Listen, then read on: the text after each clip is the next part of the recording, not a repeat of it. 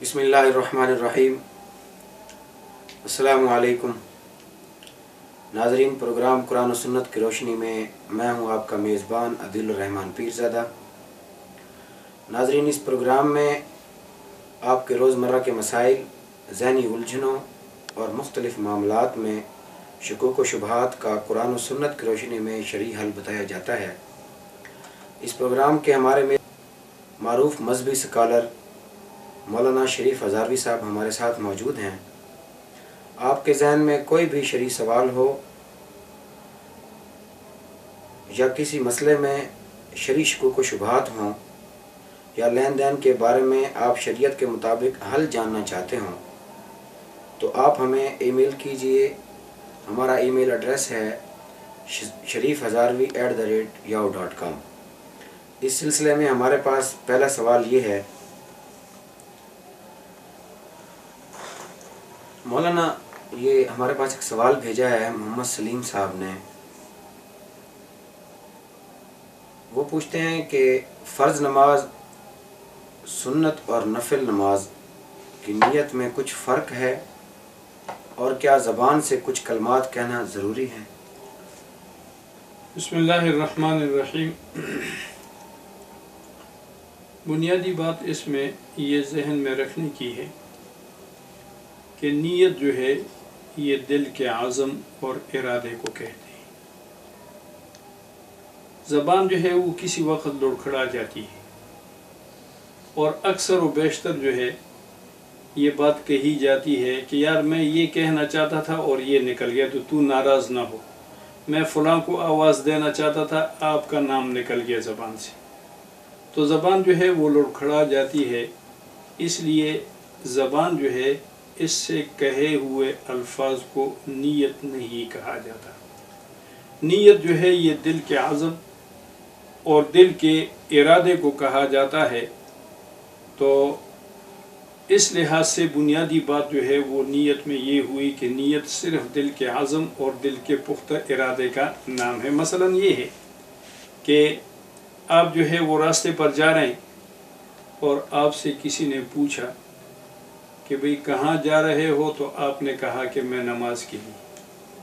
ये है इस्तिहज़ार नीयत। और आपको ये नहीं है पता कि नहीं, पता नहीं कहाँ जा रहा हूँ, मुझे कोई पता नहीं है, तो इसका मतलब ये है कि आप नमाज की नीयत से नहीं निकले, अगरचे आप मस्जिद चले जाएं।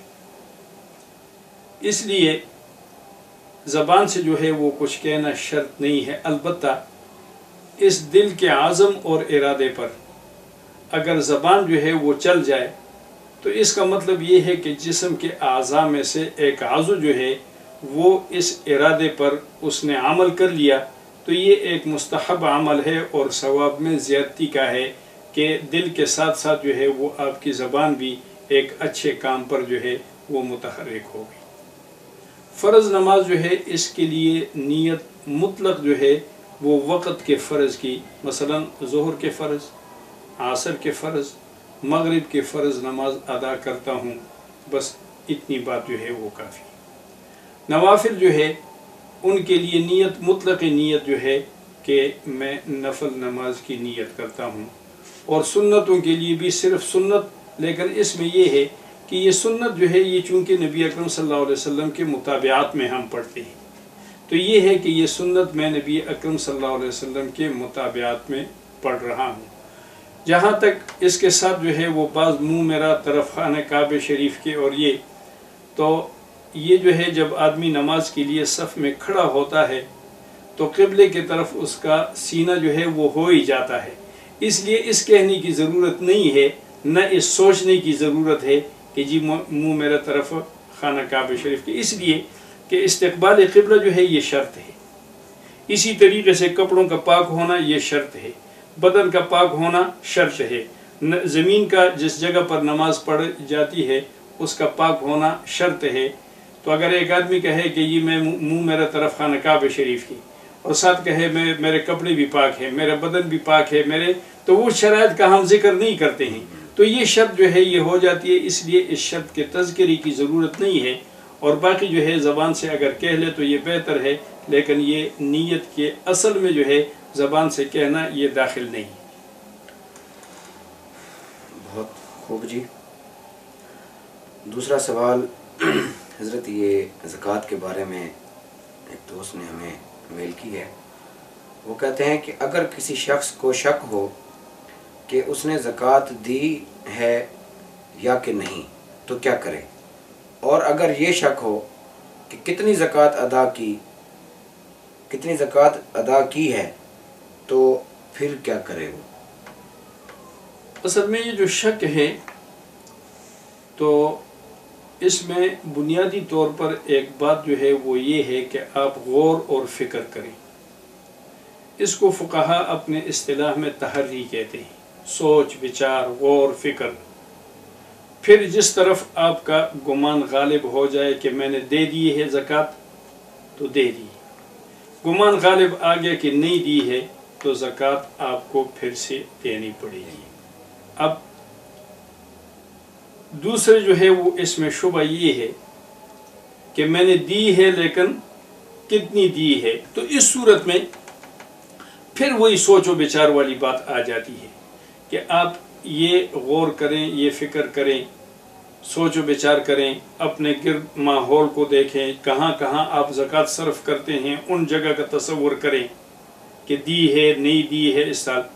اگر کوئی بات جو ہے وہ غالب آ گئی کہ اتنی مقدار میں نے دی ہے تو اتنی مقدار جو ہے وہ منہا کر کے اور باقی مقدار جو ہے اس کی زکوٰۃ ادا کر دیں. یہ ہے کہ آپ کے ذہن میں کچھ بھی نہیں آیا کہ کوئی مقدار آپ کو یاد نہیں ہے تو اس کا مطلب یہ ہے کہ آپ نے نہیں دی, کیونکہ شریعت نے جتنی سہولت آپ کو دینی تھی کہ آپ غور کریں فکر کریں, آپ کے گمان پر شریعت کا فیصلہ ہے کہ جیسے آپ کے گمان میں غالب آ جائے اس پر آپ عمل کر لیں, تو آپ وہ بھی نہیں کر سکے ہیں. کسی طرف آپ کا رجحان جو ہے وہ غالب نہیں ہوا ہے تو اس صورت میں اثر نو جو ہے وہ پھر زکوٰۃ دینی پڑے گی. بہت شکریہ مولانا. یہ بھائی حماد اللہ صاحب ہیں, انہوں نے ایک میل بھیجی ہے. وہ عقیقے کی مدت کے بارے میں پوچھتے ہیں کہ عقیقے کی مدت کیا ہے, یعنی کتنے عرصے تک عقیقہ کیا جا سکتا ہے, اور کیا عقیقہ فرض اور واجب کے کسی درجے میں آتا ہے؟ عقیقہ جو ہے یہ بنیادی طور پر اللہ کریم کے شکریہ ادا کرنے کے لیے وہ جو بچہ نومولود ہوتا ہے اس کے صحت اور اس کے آفات سے حفاظت اور اس کے درازی عمر, اور یہ جو نعمت اللہ کریم نے دی ہے تو اس کے شکریہ کے طور پر جو ہے یہ عقیقہ ایک قسم کا جو ہے وہ صدقہ ہے, لیکن نام صدقے سے یہ ذرا تھوڑا سا خاص ہے کہ اس کا نام جو ہے وہ عقیقہ ہے.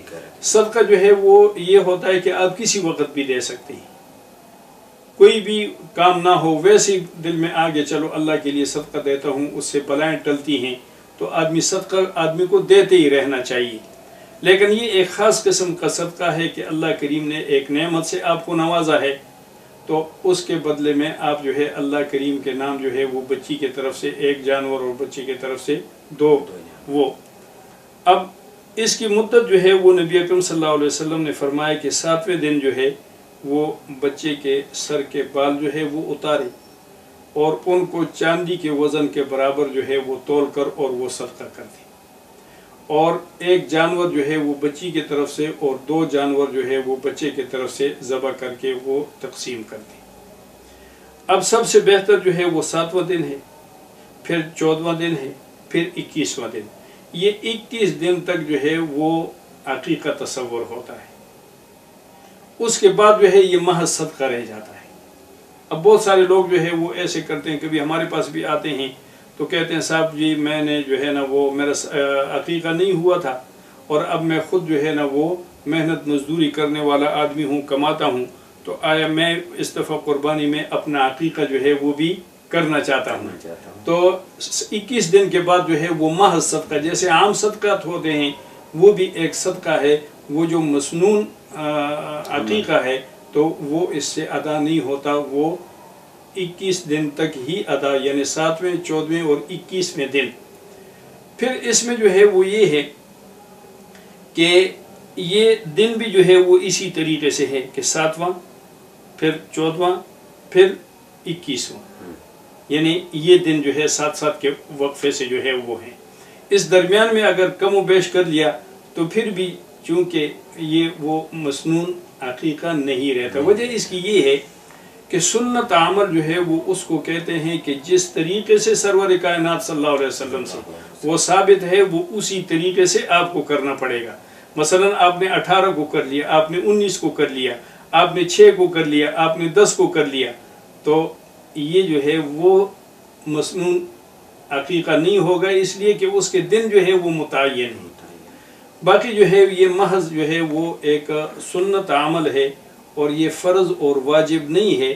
فرض اور واجب نہ ہونے کا مطلب یہ ہے کہ اس کا یہ وقت اگر نکل گیا کسی مجبوری سے, یا یہ ہے کہ ایک آدمی جو ہے وہ غریب ہے اور وہ نہیں کر سکتا ہے عقیقہ, تو اگر فرض اور واجب ہوتا تو وہ غریب آدمی بھی گناہگار ہوتا. یہ جو دوسرا آدمی جس سے تاخیر ہو گئی ہے کسی وجہ سے یہ بھی گناہگار ہوتا, تو اس کے چھوٹ جانے سے گناہ نہیں ہوتا ہے.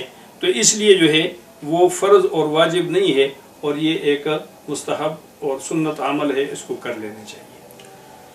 ماشاءاللہ جی, آپ نے بہت احسن انداز سے حماد اللہ بھائی کا سوال کا جواب دیا. ایک اور دوست ہیں غلام حسین, وہ پوچھتے ہیں کہ ایک شخص نے نظر مانی کہ اس چیز کی قیمت پر میں حج کروں گا, اور لیکن وہ جو قیمت ہے وہ حج کے مصارف سے بہت کم ہے, تو کیا وہ جو رقم ہے وہ اس کو فی سبیل اللہ کسی چیز پر خرچ کر دینی چاہیے؟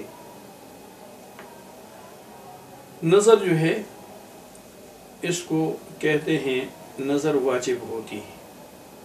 پھر یہ جو ہے وہ نظر معین ہے ایک قسم کی, اور ایک ہے نظر غیر معین. معین اس کو کہتے ہیں کہ مثلا آپ نے کہا کہ میرے یہ کام ہو جائے گا تو میں جمعرات کے دن روزہ رکھوں گا,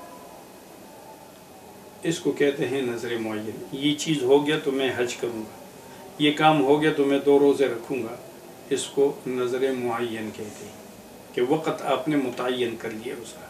ایک نظر غیر معین ہے کہ مطلقاً آپ کہیں کہ میرا اگر فلاں کام ہو گیا تو میں 2 روزے رکھوں گا, اس میں اختیار ہے, کبھی بھی کسی دن بھی آپ رکھ سکتے ہیں. اور اسی طریقے سے جب یہ جیسے صورت مسئلہ ہے کہ ایک آدمی نے نظر مانی کہ میں اس چیز کی قیمت سے, مثلا اس کی ایک بکری تھی, گائے تھی, بیل تھا, گھڑی تھی, موٹر سائیکل تھا, گاڑی تھی, اور اس نے کہا کہ اس کی قیمت پر میں حج کروں گا. اب مثلا فرض کریں کہ اس کی بکری جو ہے وہ 10,000 روپے کی بکی, تو ظاہر ہے کہ 10,000 پر حج نہیں ہوتا ہے. لیکن وہ بکری جو ہے اب وہ اس کو اپنے استعمال میں نہیں لا سکتا, اس لیے کہ اس نے نظر مانی ہے کہ اس بکری کی قیمت پر, اگر مطلقاً کہہ دیتا کہ کسی بکری کی قیمت پر تو کوئی بھی بکری ہو سکتی تھی. اب جب یہ قیمت وہ نہیں ہے تو اس کے لیے ایک صورت تو یہ ہے کہ اس آدمی کے پاس اگر مزید وسعت ہے تو وہ پیسے اور ساتھ ملا کے یہ بھی اسی میں شامل کر کے حج کر لیں تو اس کا نظر پوری ہو جائے گی. اگر وہ نہیں ہے تو جو آدمی حج کے لیے جا رہا ہو اور اس کے پاس رقم جو ہے وہ کم ہے تو یہ آدمی اس کو جو ہے وہ رقم دے سکتا ہے کہ بھئی یہ جو ہے اپنے حج میں استعمال کرو. تیسری صورت جو ہے وہ یہ ہے کہ اگر یہ دونوں صورتیں نہ ہوں کہ خود اس کا بھی مزید ارادہ نہیں بن سک رہا ہے, کوئی آدمی جانے والا بھی ایسا نہیں ہے کہ وہ اس کے یہ پیسے خرچ کر دے, کیونکہ عموماً لوگ اس کو پسند بھی نہیں کرتے ہیں کہ بھئی میں حج کے لیے جا رہا ہوں تو کوئی 5 دے تو کوئی 10 دے, کہتے ہیں جو اللہ نے وسعت دی ہے تو اسی میں سب لوگ خرچ کرتے ہیں. تو پھر وہاں جو ہے وہ مکہ مکرمہ جو ہے وہ بھجوا دے کسی کے ہاتھ تو وہاں سے حج ہو جاتا ہے اتنے پیسوں پر, کیونکہ وہاں محض جو ہے وہ منا عرفات اور منا اور وہ جانا ہے, وہاں کے تھوڑے بہت اخراجات وغیرہ ہیں وہ اتنے پیسوں میں جو ہے وہ اس کے پورے ہو جاتے ہیں. یا یہ صورت کر لے, ان تمام میں جو ہے وہ اس کو اختیار ہے کہ جو بھی وہ کر سکے, لیکن یہ ہے کہ اس کو اپنے کام میں یہ آدمی استعمال نہیں کر سکتا ہے. بہت زبردست. حضرت یہ ایک سوال غلام قادر ملک صاحب نے بھیجا ہے. مولانا وہ لکھتے ہیں کہ اکثر بیشتر پختون علاقوں میں یہ ہوتا ہے کہ ایک دوسرے کے علاقوں میں کسی کو مار دیا جاتا ہے تو اس کی جگہ پر دوسری برادری کا کوئی بھی بندہ ان کے ہاتھ لگ جاتا ہے تو وہ اس کو مار دیتے ہیں، تو کہتے ہیں کہ ہم نے اپنے قتل کا بدلہ ان سے لے لیا، لیکن جس نے قتل کیا ہوتا ہے پہلے، جو اصل پر قاتل ہوتا ہے، وہ زندہ ہوتا ہے اور اسے کوئی آنچ نہیں آتی۔ یہ جو قصاص ہے تو یہ ایک شرعی حق ہے۔ شریعت نے، اسلام نے، قرآن کریم نے قصاص جو ہے یہ مقرر کیا ہے کہ کوئی آدمی اگر کسی کو عمدن قصدن جو ہے وہ قتل کر دے، اور قتل بھی جو ہے وہ کرے قتل کے آلے سے، مثلا یہ ہے کہ آپ نے ایک آدمی کو تھپڑ مار دیا اور اس سے اتفاق سے وہ مر گیا، تو یہ جو ہاتھ ہے یہ آلہ قتل نہیں ہے، اس لیے اس آدمی پر دیت وغیرہ تو آئے گی لیکن اس پہ سے قصاص نہیں لیا جا سکتا۔ اسی طریقے سے اور جو ہے نا اچانک ایسے دھکا دے دیا اور وہ گر گیا اور مر گیا، تو تیز دھار چیز کے ساتھ جو ہے اگر ایک آدمی نے کسی آدمی کو قتل کر دیا تو یہ جو قاتل ہے اس کے لیے شریعت نے جو ہے وہ قصاص مقرر کیا ہے، لیکن یہ قصاص جو ہے یہ حکومت کا حق ہے، حکومت قصاص لے گی۔ انفرادی طور پر جو ہے وہ جو مقتول کے ورثاء ہیں ان کا حق یہ ہے، لیکن ان کو از خود جو ہے وہ قصاص لینے کی اجازت نہیں ہے، اس لیے کہ اسلام جو ہے یہ دنیا کو ایک نظم بھی دینا چاہتا ہے اور دنیا میں ایک امن و امان کی فضا پیدا کرنا چاہتا ہے۔ اب اگر حکومت پکڑ کے اس آدمی کو جو ہے وہ قصاصاً قتل کر دے تو سارے لوگوں کو جو ہے وہ کان ہو جائیں گے کہ بھئی یہ جو ہے اس حکومت سے قتل کی صورت میں چھوٹنا ممکن نہیں ہے، لیکن اگر ہر آدمی کو اجازت دے دی جائے کہ بھئی تم اپنے جو ہے وہ مقتول کا بدلہ لو، تم اپنے مقتول کا بدلہ لو، تم اپنے مقتول کا بدلہ لو، تو اس طریقے سے دنیا کے اندر جو افراتفری پیدا ہو جائے گی تو اس کو کسی طریقے سے جو ہے وہ کنٹرول نہیں کیا جا سکتا۔ اس لیے اولیاء مقتول جو ہے ان کو یہ کہا ہے کہ وہ عدالت سے رجوع کریں گے، از خود ان کو جو ہے وہ قانون کو ہاتھ لینے میں لینے کی اجازت نہیں ہے۔ اب یہ لوگ جو ہے کہ دوسرے قبیلے کے ایک آدمی کو بغیر جو ہے وہ قاتل ہونے کے، صرف یہ ہے اس بیچارے کا جرم کہ وہ اس قبیلے سے جو ہے وہ تعلق رکھتا ہے، تو یہ اسلام کا طریقہ نہیں ہے بلکہ اسلام سے پہلے زمانہ جاہلیت جو ہے اس کا طریقہ کار ہے۔ اس لیے اگر وہ کسی سے بدلہ لے لیں اور قاتل زندہ ہو اور کہے کہ جی ان کی چلو برادری کا خاندان کا ایک آدمی ہم نے قتل کر دیا اور ہم نے بدلہ لے لیا، تو یہ لوگ جو ہے یہ بھی اسی طریقے سے مجرم ہوں گے اور ان سے بھی اسی طریقے سے قصاص لیا جائے گا جس طریقے سے اس سابقہ قاتل سے جو ہے وہ قصاص لیا جا رہا ہے۔ دوسرے نمبر پر یہ بات ہے کہ اگر یہ خود جو ہے وہ یہ قانون ہاتھ میں لے لیں تو اس کے لیے جو ہے قتل کے لیے اللہ کریم نے سزا مقرر فرمائی کہ فَجَزَاؤُهُ جَهَنَّمُ خَالِدًا فِيهَا، کہ قتل عامد جو ہے اس کی سزا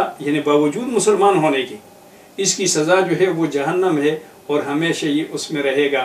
تو کوئی بھی علاقہ ہو، پختون ایریا ہو یا بلوچ ہو یا جو ہے وہ پنجابی ہو یا سندھی ہو، جو بھی علاقہ ہو، جو بھی خاندان، لیکن یہ ہے کہ اگر وہ اس طریقے سے وہ کریں گے، پٹھان جو ہے عموماً یہ کہتے ہیں کہ جی ہماری پٹھان ولی ہے، یہ لوگ ہمیں کیا کہیں گے، سمجھیں؟ تو اس کی وجہ سے جو ہے نا وہ آدمی اپنے عاقبت کو برباد نہ کرے بلکہ یہ ہے کہ قانونی چارہ جوئی کرے جو شریعت نے ایک حق رکھا ہے۔ یہ ایک اور سوال ہے مولانا، یہ بھی غلام قادر ملک صاحب نے پوچھا ہے۔ وہ پوچھتے ہیں کہ قرآن کریم پڑھتے وقت جب سجدہ والی آیت آتی ہے تو سجدہ تلاوت واجب ہو جاتا ہے، تو کیا سجدہ تلاوت ختم کرنے کے بعد کیا جا سکتا ہے، اور کیا پورا قرآن ختم کرنے کے بعد بھی سجدے کیے جا سکتے ہیں؟ اس پر وہ لکھتے ہیں کہ ذرا تفصیلی جواب دیجیے۔ سجدہ تلاوت جو ہے یہ آیت سجدہ پڑھنے سے واجب ہو جاتا ہے، اور اس میں جو ہے وہ بہترین طریقہ یہی ہے کہ فوری طور پر آدمی جو ہے وہ اپنی جگہ پر کھڑے ہو کر اور وہ سجدہ تلاوت ادا کر دے۔ لیکن اگر وہ ایسے وقت میں تلاوت کر رہا ہے، مثلا فجر کی نماز سے لے کر اشراق کے وقت کے دوران، یا عصر سے لے کر مغرب کے وقت کے اس درمیان جو ہے وہ تلاوت کرتا ہے، تو ظاہر ہے کہ ایسے حالت میں اس وقت میں سجدہ نہیں کیا جا سکتا۔ اب اس کے لیے یہ ہے کہ اس وقت کو مؤخر کر کے اشراق کی نماز کے ساتھ وہ سجدہ تلاوت کر لے، یا اس کے مغرب کی نماز کے بعد ساتھ جو ہے وہ سجدہ تلاوت کر لے، اور یہ کہ عام وقت میں بھی وہ تلاوت کر رہا ہے لیکن فوری طور پر وہ تلاوت کو منقطع کر کے سجدہ نہیں کرتا، اور جیسے ہی اس کی تلاوت جو اس نے روزانہ کا معمول مقرر کیا ہے اس کے مطابق جو ہے وہ ختم کر کے اور پھر سجدہ تلاوت کرتا ہے تو تب بھی جائز ہے۔ اور یہ بھی جائز ہے کہ پورا قرآن کریم جو ہے وہ ختم کرنے کے بعد وہ 14 سجدے جو ہے وہ اکٹھے کر لے، لیکن یہ ہے کہ یہ بھولنے نہیں چاہیے۔ اتنے لمبے وقت میں آدمی جو ہے وہ بھول جاتا ہے، اور اگر کسی آدمی نے اپنا یہ معمول مقرر کیا ہے کہ وہ ہمیشہ جو ہے وہ ختم کے بعد کرتا ہے اور کبھی چھوڑتا نہیں ہے تو یہ جائز ہے۔ مولانا بہت خوب۔ مولانا ایک سوال محمد زکریا صاحب نے ہمیں میل کیا ہے، وہ لکھتے ہیں کہ سید کو زکوٰۃ دینا کیوں جائز نہیں، حالانکہ یہ حضرات تو محترم اور قابل قدر ہوتے ہیں، اس بارے میں قرآن و سنت کی روشنی میں ہماری رہنمائی کیجیے۔ یہ جو سید ہیں نا جی، یہ حضور اکرم صلی اللہ علیہ وسلم کی نسبت کے حوالے سے بہت بڑے لوگ ہیں، اور بہت ہی قابل احترام اور بہت ہی ایک معزز جو ہے، یعنی ان کا احترام ہی کرنا چاہیے بس۔ اب یہ ہے کہ وہ کیسے ہے وہ سید، تو اس سے ہم لوگوں کو کوئی غرض نہیں ہونی چاہیے۔ حضرت مولانا سید حسین احمد مدنی رحمہ اللہ کا میں نے ایک واقعہ پڑھا کہ وہ اپنے ٹائم کے بہت پابند تھے، کبھی بھی اپنے ٹائم سے جو ہے آگے پیچھے وہ نہیں ہوتے، اور بلکہ ہندوستان میں یہ مشہور تھا کہ یہاں ریلوے والے جو ہے وہ ٹائم ٹیبل جو بناتے ہیں تو وہ سید حسین احمد مدنی کو دیکھ کر تو ٹائم ٹیبل بناتے ہیں۔ تو وہ ایک جگہ ایک بستی میں تشریف لے گئے اور اپنا وہ پروگرام کر کے تو اگلے سفر پر ان کو جانا تھا، تو لوگوں نے بڑی منت سماجت کی کہ حضرت آپ رہ جائیں۔ تو سارے لوگوں کو معلوم تھا کہ ان کا معمول یہی ہے کہ یہ اگلے پروگرام کے لیے جاتے ہیں، رکتے نہیں ہیں۔ ان لوگوں کی بڑی خواہش تھی، بڑی منت سماجت کی، یہ نہیں مان رہے تھے۔ کسی نے ان کو کہا کہ اس تمہاری بستی میں اگر کوئی سید ہو تو وہ لے آئیں۔ اب وہ گئے، انہوں نے کہا جی یہاں ایک سید لڑکا ہے، اس کی داڑھی نہیں ہے، ایک بینک میں کام کرتا ہے۔ انہوں نے کہا جو بھی ہو تم بس صرف لے آؤ اس کو۔ یہ گئے، انہوں نے کہا یار تو اسے ایک کام پڑ گیا ہے تو اس کو لے آئے۔ اب جیسے ہی حضرت تشریف فرما ہے، لوگوں کا مجمع ہے، تو کسی نے کہا کہ جی یہ لڑکا سید ہے۔ جیسے وہ اندر داخل ہوا تو حضرت جو ہے وہ اپنی جگہ سے ایسے اٹھ گئے۔ جب اٹھے اور بڑے اس کے ساتھ اس کو سینے کے ساتھ لگایا اور پھر اپنے وہ مسند پر بٹھایا، اس کو خود نیچے بیٹھ گئے۔ تو اس نے کہا کہ حضرت آپ آج یہاں رہ جائیں۔ فرمایا کہ ٹھیک۔ اس لیے جو ہے نا یہ بہت قابل قدر اور قابل احترام، اور ان کی جو حیثیت ہے ان کو خود اپنی حیثیت کو مد نظر رکھنا چاہیے، بنسبت اس کی کہ دوسرا اس کو کہے، دوسرے کو کہنے کا حق نہیں، لیکن جب اللہ نے ان کو اتنا مقام اور مرتبہ اور شرف دیے ہیں تو اس وجہ سے خود آدمی کو اپنی حیثیت اور مقام جو ہے اس کا وہ رکھنا چاہیے خیال خود ہی۔ تو یہ بہت ہی قابل احترام اور قابل قدر لوگ ہیں۔ یہ جو زکوٰۃ ان پر جو ہے وہ ممنوع قرار دی گئی ہے، تو یہ ان کے چونکہ شان کے مطابق نہیں ہے۔ یہ نہیں ہے کہ بھئی ان کو کسی چیز سے محروم کیا گیا، ان کو کسی چیز سے محروم نہیں کیا۔ مثلا یہ ہے کہ ایک آدمی جو ہے وہ معمر ہے اور گیٹ پر کھڑا ہے، اور ایک جو ہے وہ نوجوان لڑکا ہے لیکن یہ اس محل کا مالک ہے. اب ظاہر ہے ایک آدمی کہے کہ بھئی یہ بچہ اس کو کہے کہ نہیں میں یہ گیٹ کھولتا ہوں, نہیں اس کا نہیں ہے, وہ چونکہ مالک ہے اس کو دوسرے آدمی کو اس نے رکھا ہوا ہے. تو اس کی حیثیت اس بچے کی یہ ہے کہ یہ مالک ہے تو اس کو مالک کی حیثیت برقرار رکھنی چاہیے.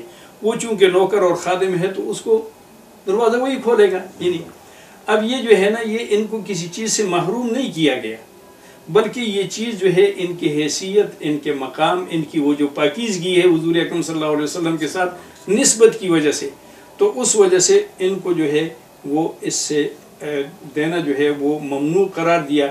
اس لیے کہ حضور اکرم صلی اللہ علیہ وسلم نے فرمایا کہ انما ہی اوساخ المال, کہ یہ جو ہے مال کا میل کچیل ہے, گند ہے اس کا, اس کے ذریعے سے باقی مال پاک ہو جاتا ہے. سیدنا حضرت حسن رضی اللہ تعالیٰ عنہ نے ایک دفعہ جو ہے وہ کھجور کا ایک دانہ منہ میں ڈالا صدقے, حضور اکرم صلی اللہ علیہ وسلم نے زبردستی جو ہے وہ ان کے منہ سے نکالا اور فرمایا کہ تم نہیں جانتے ہو کہ ہم صدقے کا مال نہیں کھاتے. تو یہ ان کے احترام کی پیش نظر جو ہے وہ ان سے وہ کیا. اور ویسے جو ہے وہ امت پر یہ حق ہے کہ اگر یہ لوگ جو ہیں وہ, کیونکہ امیری غریبی جو ہے اس کا نسب کے ساتھ تعلق نہیں ہے کہ بڑے نسب والا ہے تو وہ غریب نہیں ہوگا اور چھوٹے نسب والا ہے تو, لیکن امت پر یہ حق ہے کہ وہ ان کی خدمت ہدیے وغیرہ کے ذریعے سے, تحفے سے اور مختلف ذرائع جو ہے بہت سارے دینے کے ذریعے ہیں, تو ان ذرائع سے ان کی امداد کرے, لیکن زکوٰۃ جو ہے یہ ان کو نہ دے. بہت بہت شکریہ مولانا صاحب. ناظرین, ہم امید کرتے ہیں کہ ہمارے اس پروگرام کے ذریعے آپ کی کافی دینی رہنمائی ہوئی ہوگی. اگلے پروگرام تک اپنے میزبان عدیل الرحمان پیرزادہ کو اجازت دیجیے. اللہ تعالی ہم سب کو صراط مستقیم پر چلنے کی توفیق عطا فرمائے. آمین. السلام علیکم ورحمۃ اللہ وبرکاتہ.